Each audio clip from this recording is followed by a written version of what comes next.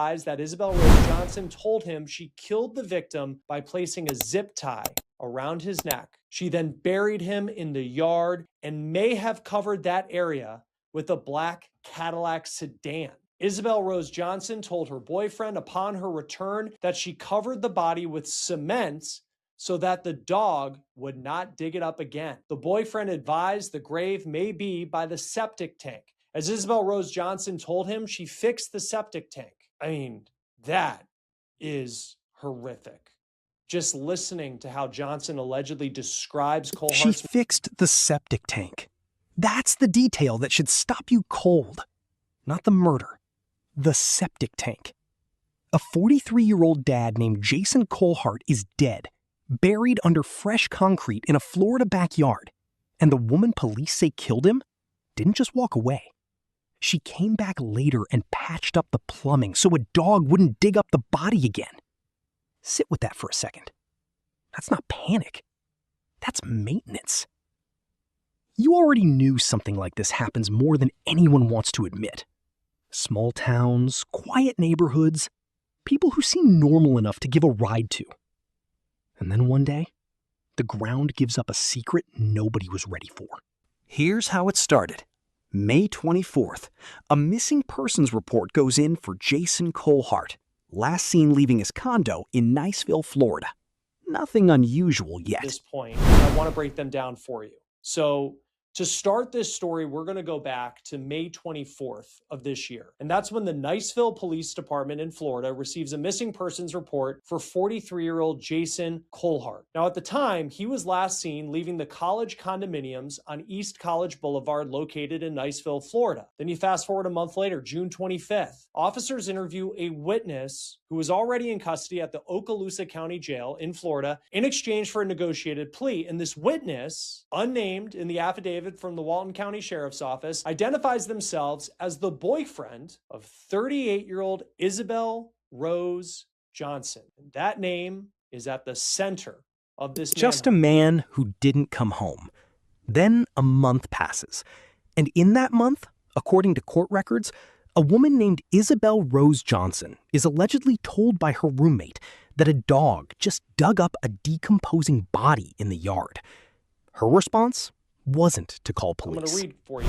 Quote, while in Georgia, on or around June 2nd, 2026, Isabelle Rose Johnson received a call from her roommate, Bobby Wagstaff, who was located in Freeport, Florida. Wagstaff called to tell Isabelle Rose Johnson that the dog had dug up the deceased body, which we later learned is the body of Jason Colehart.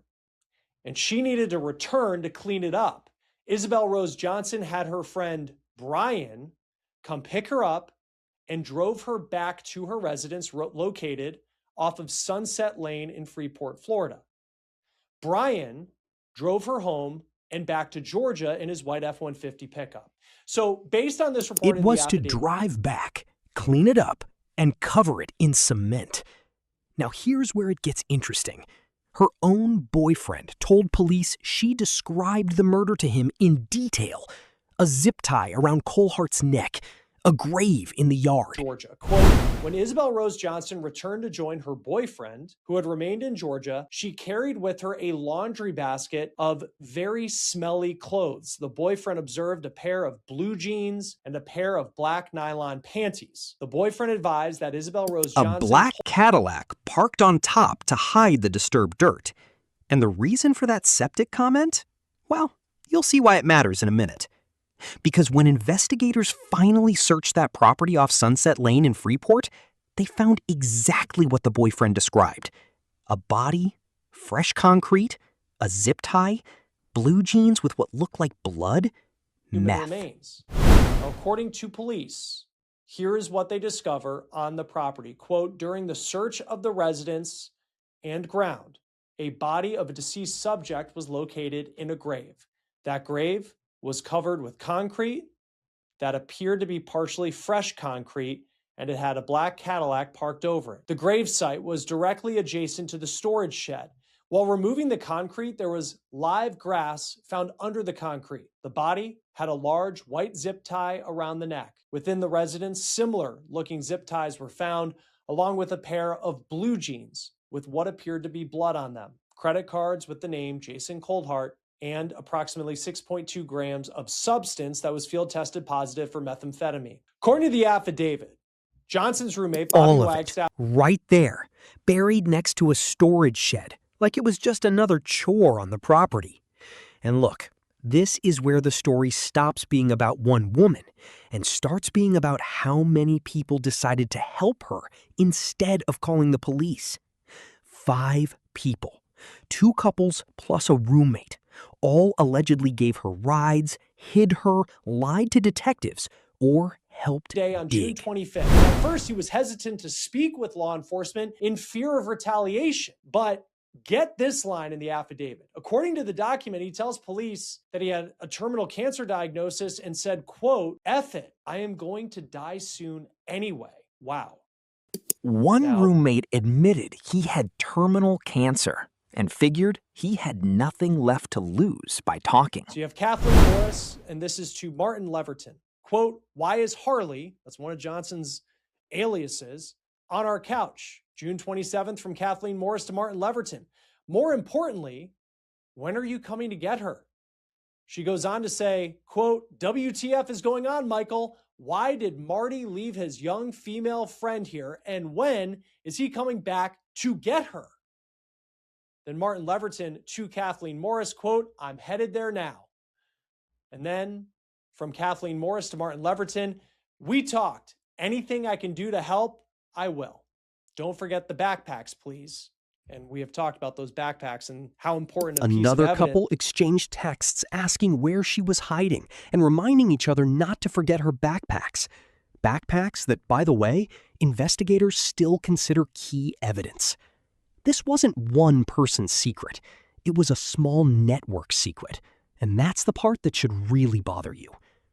I want to slow down here for a second because I keep thinking about Jason Coldheart's family. Somewhere out there, they're living with the fact that for weeks, people who could have picked up a phone chose instead to help hide the person accused of killing him. That's not just a crime story. That's a failure of basic decency. And it's the kind of thing that makes you look sideways at your own neighbors. Chief Deputy Dustin Cozen with the Walton County Sheriff's Office put it plainly. He said Johnson is a master manipulator, someone who uses sympathy as a Bad on weapon. people. So I think some of the manipulation part is due to the crowds that she runs in. There's drug usage involved. There's other criminal activity that's involved, and so there's many circles. And so part of that manipulation involves having so many people that she can gain access to, or that can provide some sort of support to her.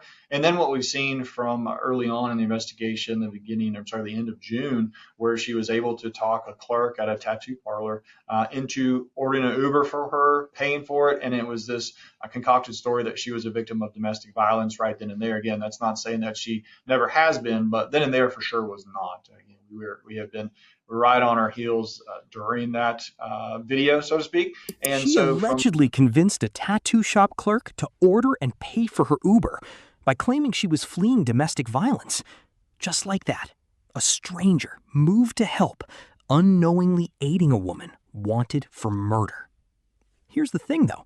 That trick only works because most people are decent. They want to help, and she knew it. Actually, wait, let me back up, because there's a detail here that matters more than people realize.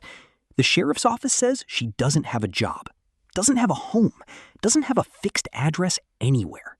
She moves through circles of people connected by drugs, by relationships, by favors owed. And every one of those connections becomes a place she could be hiding right now.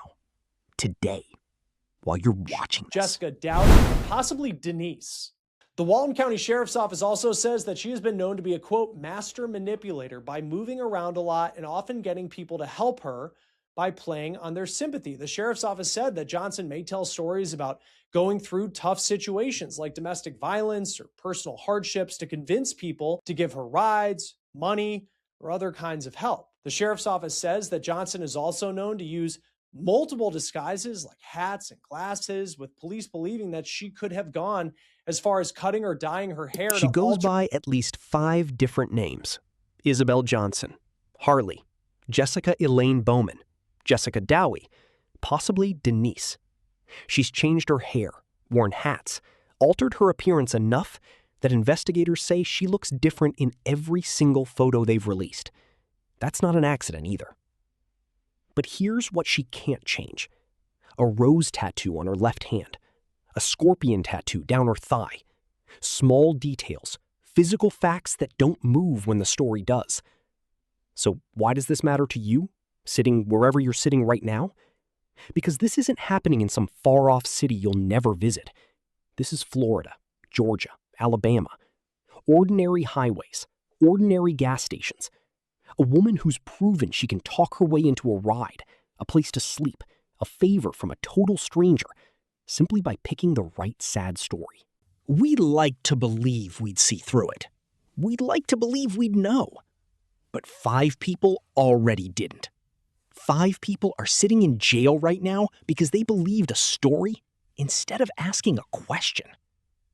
There's a $16,000 reward on the table for information leading to her arrest. The sheriff's office says tips are still coming in, several a day, from people who think they might have seen her. And Cosin had a message directed right at her, if she's watching. We're going to find you. I mean, if she's watching this right now, what is your message to Isabelle Johnson? Simply put, we're gonna find you. You know, there's no question about it. Our investigative division has been working nonstop on this, and so we're gonna find you. That warrant for an open count of murder is not going to go away. And what we are going to continue to do is to continue to put people in jail that are helping you, and ultimately we'll see you back in Walton County if you're out of Walton County. That warrant isn't going away. Maybe she is watching. Maybe she's sitting somewhere right now, changed hair, new name, telling somebody a story about being the victim instead of the accused. And somebody out there is deciding whether to believe her. That's the system we're actually living in, not some far-off institution failing us from behind a desk in Washington. Just ordinary trust, weaponized by someone who figured out exactly how to use it. So here's my question for you. If she knocked on your door tonight with a sad story and a hopeful smile, would you actually know to say no? Tell me in the comments, because I'm genuinely not sure I would.